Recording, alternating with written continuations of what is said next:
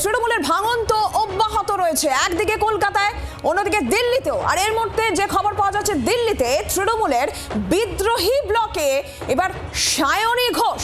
সূত্র মারফত যে খবর, বিদ্রোহী ব্লকে তৃণমূলের 20 জন সাংসদ এবং সেখানে বিদ্রোহী ব্লকে এবার নাম লেখাতে চলেছেন সায়নী ঘোষ। সূত্রের খবর, মৌমিতা জানাবেন আরো ডিটেলে। মৌমিতা, দেখো, আমরা যেটা সূত্র মারফত জানতে পারছি, বিরোধী যে বিদ্রোহী ব্লক, সেই বিদ্রোহী ব্লকের চিঠি আজকেই লোকসভা স্পিকারের কাছে জমা পড়তে চলেছে আর কিছুক্ষণের মধ্যেই।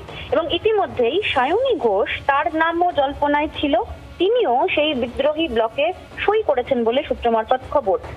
যদিও আরো একটি নাম, যে নাম বহু চর্চিত, যে নাম ঘোরাফেরা করছে, সুদীপ বন্দ্যোপাধ্যায়। যদিও সুদীপ বন্দ্যোপাধ্যায়ের বিষয়ে পদ্মশিবির নিমরাজি, তাকে নিয়ে এখনো পর্যন্ত কোনো ভাবনা চিন্তা করতে রাজি নন, কোন রকম কোনো সবুজ সংকেত দেওয়া হয়নি। কিন্তু ইন্টারেস্টিং যেটা লক্ষ্য করা যাচ্ছে, যে এই বিদ্রোহী ব্লকে তৃণমূলের সাংসদদের সংখ্যা ক্রমশ বাড়ছে এবং একাধিক সাংসদ যাদের এলাকায় দেখা যাচ্ছিল না, যাদের ফোন আউট অফ রিচ ছিল, যারা মমতা বন্দ্যোপাধ্যায়ের ফোন ধরছিলেন না, সেই লবিতেই কিন্তু ছিলেন সায়নীও এই চিঠিতে সই করেছেন বলে সূত্র মারফত আমাদের কাছে খবর। বিদ্রোহী ব্লকের সংখ্যা, তৃণমূল সাংসদদের সংখ্যা বাড়ছে আর ভাঙনের ধারা অব্যাহত। মৌমিতা,